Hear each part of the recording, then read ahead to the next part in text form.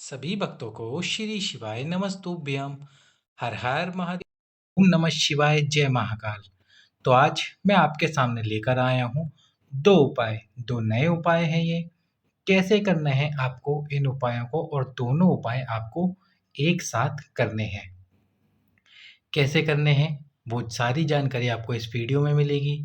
पर उससे पहले आपको वीडियो को लाइक करना होगा, चैनल को सब्सक्राइब करना होगा और वीडियो को अधिक से अधिक लोगों के पास में शेयर भी करना होगा। तो कल है 1 सितंबर, यानी कि भाद्रपद महीना, और भाद्रपद महीने की शिवरात्रि जो कि हर महीने आती है। पूज्य गुरु जी की कथा से सुनकर आपको ये उपाय अच्छे से समझाने का प्रयास करूंगा। अच्छे से उपाय समझकर आप इस उपाय को अवश्य ही करना। अब पहली जानकारी कि उपाय करना कब है, सुबह या शाम। तो शिवरात्रि का दिन बाबा भोलेनाथ का सबसे महत्वपूर्ण दिन में से एक दिन होता है।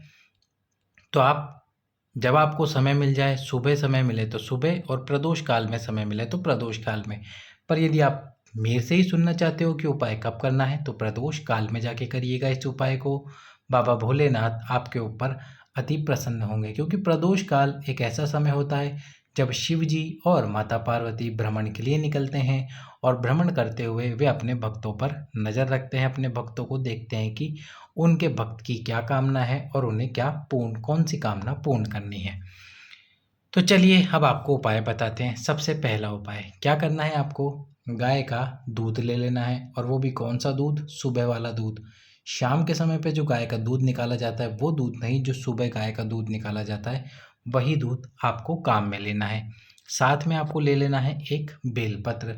बेलपत्र और दूध को लेकर सबसे पहले जो भी पात्र है आपके पास में, फिर वो कटोरी हो या फिर कोई घंटी हो या कोई गिलास, जिसमें भी आपने दूध रख रखा है उसके अंदर दूध रखकर सबसे पहले दक्षिण दिशा में पहुंच जाना शिव जी के पास।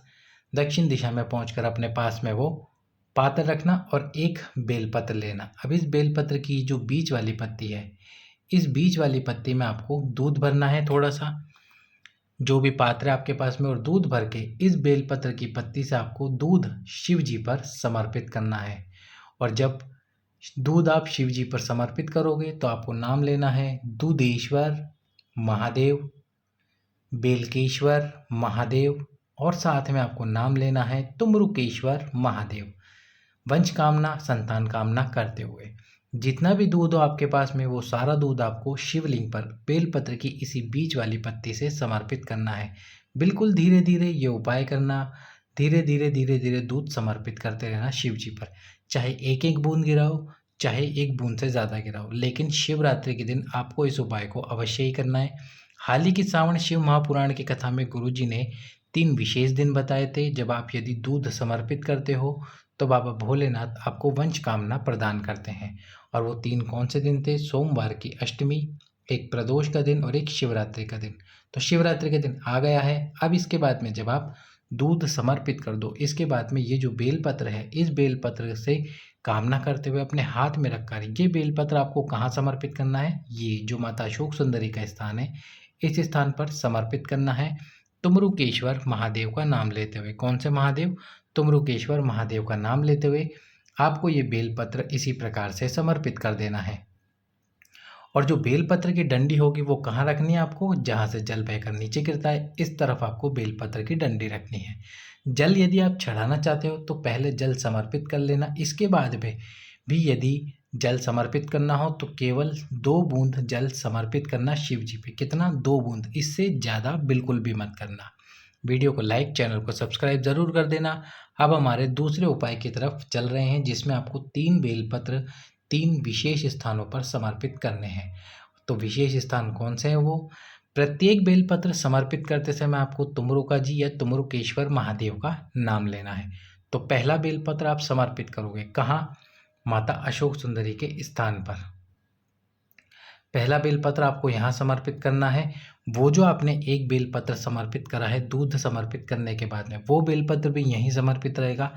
इसी बेलपत्र के ऊपर आपको दूसरा बेलपत्र समर्पित करना है, जो कि है तुमरुकेश्वर महादेव के नाम से, आपकी कामना करते हुए, जो कामना आपको पता है। दूसरा बेलपत्र कहाँ समर्पित करना है, ये जो आपको स्थान कई बार गुरुजी ने भी बताया है और मैं एक बार आपको फिर से समझा दूँ। ये जो विशेष स्थान है 64 योगिनियों का स्थान जो गुरुजी ने कई बार अपनी कथाओं में बताया है, इस स्थान पर आपको दूसरा बेलपत्र, कौन सा बेलपत्र, दूसरा बेलपत्र समर्पित करना है, जिसकी बीच वाली पत्ती इस प्रकार से रहेगी। इसके बाद में दूसरी वाली पत्ती यहाँ होगी, अगली पत्ती यहाँ होगी और ये जो डंडी है वो इस तरफ होगी। ये डंडी इस तरफ होनी चाहिए जिस तरफ जल बहकर नीचे गिर रहा है। यहाँ पर भी आपको तुमरुका जी का नाम लेना है और तुमरुकेश्वर महादेव का नाम लेना है। तीसरा और अंतिम बेलपत्र जो आप समर्पित करोगे वो दक्षिण दिशा में खड़े होकर डंडी आपके विपरीत रखते हुए। तो जब आप दक्षिण दिशा में खड़े होगे तो डंडी विपरीत होगी और डंडी विपरीत का मतलब है बीच वाली पत्ती आपके तरफ होगी, दोनों पत्तियां इस प्रकार से होगी और बेलपत्र की डंडी इस प्रकार से होगी। तो जो 3 बेलपत्र आप समर्पित करोगे, तीनों बेलपत्र की डंडी एक ही दिशा में हो जाएगी। तुमरुकेश्वर महादेव का नाम लेते हुए, कामना करते हुए इस उपाय को करना। ये 2 उपाय यदि आपने किए हैं एक साथ तो बाबा आपसे प्रसन्न होकर 3 महीने में आपका गर्भ अवश्य ही ठहराएंगे, आपके ऊपर कृपा अवश्य ही करेंगे। इसके साथ ही जब आप ये 3 बेलपत्र समर्पित कर दो, इसके बाद में आपको शिव जी के सम्मुख में 3 दीप लेने हैं आटे के। किसके? आटे के 3 दीप लेने हैं। आटे के ले हो चाहे मिट्टी के ले हो, यदि आटे के ना ले सको तो 3 दीप मिट्टी के लेना और शिव जी के सम्मुख में इस प्रकार तीनों दीपक को रख देना। तीनों दीपक में गाय का घी डालना और गाय का घी डालकर तीनों में लंबी बात लगा देना। तीनों में लंबी बात लगाकर तीनों दीप को तुमरुकेश्वर महादेव का नाम लेते हुए प्रज्वलित कर देना, जला देना, कामना करते हुए। यदि ये 3 दीप आपने एक साथ प्रज्वलित किए हैं तो आपकी कामना पूर्ण अवश्य होगी। कैसे? क्योंकि पहला दीप पहले महीने के लिए, दूसरा दीप दूसरे महीने के लिए और तीसरा दीप तीसरे महीने के लिए और 3 महीने बाद आपकी ये मनोकामना अवश्य ही पूर्ण होगी। करना इस उपाय को, बाबा भोलेनाथ आपकी गोद अवश्य ही भरेंगे।